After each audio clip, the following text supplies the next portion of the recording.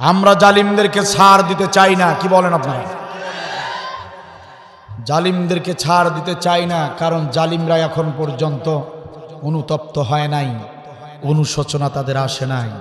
তারা এখন পর্যন্ত এ দেশের বিরুদ্ধে, দেশের মানুষের বিরুদ্ধে ষড়যন্ত্র চালিয়ে যাচ্ছে। কথা বলেন ঠিক কিনা? আপনারা জেনে অবাক হবেন, আজ ডক্টর মোহাম্মদ ইউনূস সাহেব আরো কয়েকজন উপদেষ্টাকে সাথে নিয়ে তিনি আয়নাঘর পরিদর্শন করেছেন।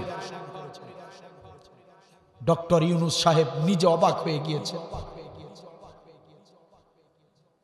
কতটা পাষাণ হৃদয়ের মানুষ হলে এমন ছোট ছোট খুপরির ভিতরে মানুষকে বন্দী করে রাখতে পারে। তিনি বলেছেন, মুরগির খুপরি, হাঁস মুরগির যে খোয়ার থাকে, খুপরি থাকে, তার চেয়েও কম জায়গায় নিরপরাধ মানুষগুলোকে বন্দী রাখা হয়েছে। তিনি আয়নাঘর পরিদর্শন করতে গিয়ে তিনি অবাক হয়েছেন, ব্যথিত হয়েছেন। আমরা দেখলাম আয়নাঘরের ভিতরে পাওয়া গিয়েছে একটা বৈদ্যুতিক চেয়ার, যে চেয়ারে বসিয়ে বৈদ্যুতিক শক দেওয়া হতো, কারেন্টের শক দিয়ে নির্যাতন করা হতো। এদেশের অনেক অনেক মায়ের সন্তানদেরকে ভাবে তারা কষ্ট দিয়েছে, ঠিক কিনা বলে? আয়নাঘর নামের এই জালিমের গোপন কারাগারে বিভিন্ন রকম টর্চার সেল দেখা গিয়েছে। সেখানে তাদেরকে টর্চার করা হয়েছে, সেখানে তাদের হাত পা বেঁধে রেখে ফেলে দেওয়া হয়েছে। সম্মানিত ভাইয়েরা, যারা স্বাধীন দেশের স্বাধীন মানুষদেরকে বিনা অপরাধে এইভাবে শাস্তি দিতে পারে, তাদেরকে এই জাতি ক্ষমা করলে আল্লাহ এই জাতিকে ক্ষমা করবে না। মাসুদ ইব্রাহিম নামের এক তরুণ ছেলে, সে নিজেও জানে না তাকে কেন গ্রেফতার করা হয়েছে। টর্চার ছেলে, আয়না ঘরের ভিতরে, একটা কক্ষের ভিতরে, একটা খুপরির ভিতরে দেয়ালে লেখা Masud Ibrahim, I love family. সে লিখেছে, আমি আমার পরিবারকে ভালোবাসি। সে বিভিন্ন কথা লিখে লিখে রেখেছে দেয়ালে। মাসুদ ইব্রাহিম নামের একটা ছেলে, যার বয়স কত হবে? সর্বোচ্চ 20। মাদ্রাসার ছাত্র হওয়া ছিল তার অপরাধ, আর কোনো তার অপরাধ নাই।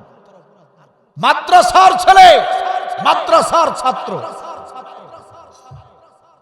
মাদ্রাসার ছাত্র। সকালে ফজরের নামাজ পড়ে বের হয়েছে বাড়ি থেকে, তাকে আর খুঁজে পাওয়া যায়নি। ফজরের নামাজ পড়ে বের হয়েছে, আর তাকে খুঁজে পাওয়া যায়নি। সেই মাসুদ ইব্রাহিম, সেই মাসুদ ইব্রাহিম, তাকে আর খুঁজে পাওয়া যায়নি, তার লাশও খুঁজে পাওয়া যায়নি। সেই মাসুদ ইব্রাহিমের কুলু আজকে খুঁজে পাওয়া গিয়েছে আয়না ঘরের ভিতরে। যে ঘরটার ভিতরে তাকে বন্দি করে রাখা হয়েছিল, ছোট মানুষ, 16, 17, 18 এরকম বয়স হতে পারে, সর্বোচ্চ 20।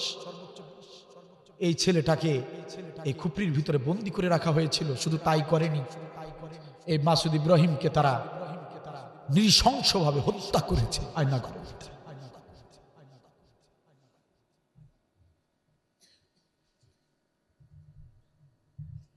জালিমদের বিরুদ্ধে পদক্ষেপ নিতে গেলে আমার দেশের অনেকেরই জলে, অনেকেরই মায়া টপ টপ করে পড়ে। মিয়া, তোমার সন্তান যদি এভাবে নিহত হতো, তাহলে তুমি বুঝতে এরা কত বড় জালিম।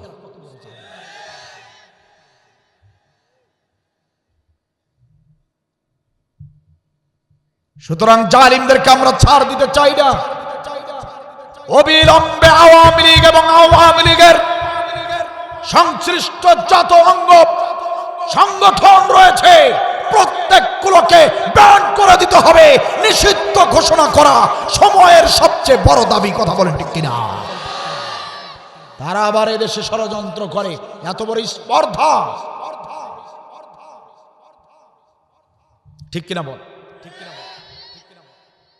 সবাইকে সোচ্চার থাকতে হবে। এখনো বিজয় আমাদের আসে নাই, আমাদেরকে সোচ্চার থাকতে হবে। জালিমদেরকে চিরতরে মূলোৎপাটন করতে গিয়ে যদি আবার রাজপথে যেতে হয়, আমাদেরকে আবার রাজপথে যেতে হবে, প্রস্তুতি নিতে হবে। রাজি আছেন? সবাইকে রাজি থাকতে হবে।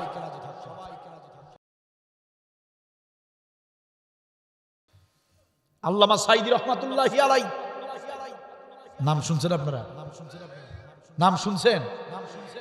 আল্লামা সাঈদী রহমাতুল্লাহি আলাইহি 50 বছর প্রায় বিশ্বের অর্ধ শতাধিক দেশে যিনি কোরআনের দাওয়াত দিয়ে গিয়েছেন। একটা অপরাধ, দিন কায়েমের আন্দোলন করা। দিন কায়েমের আন্দোলন করবার কারণে মুসলমানদের চরম শত্রু, চূড়ান্ত শত্রু হিন্দুস্তানের বিরুদ্ধে বক্তব্য দেবার কারণে ঠান্ডা মাথায় তাকে ইঞ্জেকশন পুশ করে হত্যা করে দেওয়া হয়েছে। সম্মানিত ভাইরা আমার, 13টি বছর, কয় বছর? 13টি বছর বৃদ্ধ বয়সে জেলের ঘানি টেনেছেন তিনি। অথচ তিনি শুধু বাংলার সম্পদ ছিলেন না, গোটা বিশ্বের মুসলমানদের সম্পদ হিসেবে ছিলেন। ঠিক কিনা বলেন? আধ্যাত্মিক জগতের একজন আলেম ছিলেন আল্লামা সাঈদী রহমাতুল্লাহি আলাইহি। তিনি এই জিহাদের কাজ করতে গিয়ে, দিন কায়েমের আন্দোলন করতে গিয়ে 13 বছর জেল কাটলেন।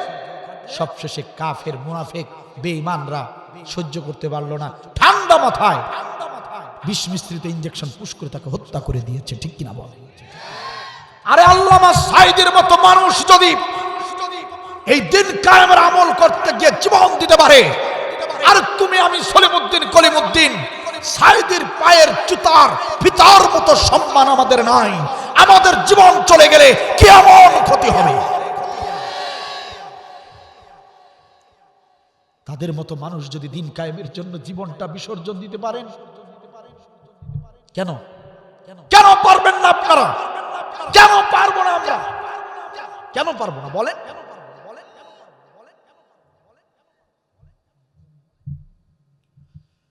আজকের এই কোরআনের ময়দান থেকে আমরা অন্তর্বর্তী সরকারকে বলতে চাই, অন্তর্বর্তী সরকারের প্রধান উপদেষ্টা ডক্টর মোহাম্মদ ইউনূস সাহেবকে বলতে চাই, প্রিয় ভাই, হাজারো শহীদের রক্ত আর জীবনের বিনিময়ে আপনাকে আমরা ক্ষমতায় বসিয়েছি। আপনাকে শক্তিশালী হতে হবে, আপনাকে আরো কঠিন হতে হবে। ওই জালিমদের বিরুদ্ধে আপনাকে কার্যকরী পদক্ষেপ গ্রহণ করতে হবে। কথা বলেন ঠিক কিনা? আমরা স্পষ্ট ভাষায় কোরআনের ময়দান থেকে জানাতে চাই, এই 92% মুসলমানের জমিনে আর কোন ব্যক্তির হত্যার বিচার হবে কি হবে না জানি না, তবে এই 92% মুসলমানের জমিনে কোরআনের পাখি আল্লামা সাঈদী হত্যার বিচার হতেই হবে। কথা বলেন ঠিক কিনা? মুসলিম তৌহিদি মুসলমান আমরা, আমাদের প্রাণের দাবি আল্লামা সাঈদী হত্যার বিচার এই বাংলার জমিনে করতে হবে। আল্লামা সাঈদী হত্যার সঙ্গে যারা জড়িত তাদের একজনও যেন পালিয়ে হিন্দুস্তানে যেতে না পারে, সে ব্যাপারে কার্যকরী পদক্ষেপ গ্রহণ করুন। আমরা স্পষ্ট ভাষায় জানাতে চাই, ব্যারিস্টার সুমন আল্লামা সাঈদী হত্যার সঙ্গে জড়িত এই কুলাঙ্গার যেন জামিনে মুক্তি না পায়, এ ব্যাপারে সোচ্চার ভূমিকা রাখতে হবে। আমরা বলতে চাই, ডাক্তার জামান, যে ডাক্তার জামান ছিল আল্লামা সাঈদীর তত্ত্বাবধায়ক, মেডিকেলের ওই তত্ত্বাবধানকারী ডাক্তার জামান যেন বাংলার জমিন ছেড়ে পালিয়ে হিন্দুস্তানে যেতে না পারে। কথা বলেন ঠিক কিনা? যদি আল্লামা সাঈদী হত্যার আসামিরা এই বাংলার জমিন ছেড়ে পালিয়ে হিন্দুস্তানে চলে যায়, আল্লামা সাঈদী হত্যার বিচার এই বাংলার জমিনে যদি না হয়, আমরা তৌহিদি মুসলমানরা চুপ করে বসে থাকবো না, আমরা আঙ্গুল চুষবো না। আমরা প্রয়োজনে কৃষি ক্ষেত ছেড়ে দিয়ে রাজপথে যাব, প্রয়োজনে বাড়ি ঘর ছাড়ব, প্রয়োজনে স্ত্রী সন্তান ছাড়ব, প্রয়োজনে সমস্ত কলকারখানা আমরা বন্ধ করে দেব। আল্লামা সাঈদী হত্যা হত্যার বিচারের দাবিতে আমরা সারা বাংলাদেশে তাও তাও করে আগুন জ্বালাবো। আল্লামা সাঈদী হত্যার বিচার না হওয়া পর্যন্ত আমরা বাড়িতে ফিরবো না, কেউ বাড়িতে ফিরবো না। একমত যারা যারা দুহাত তুলে দেখা।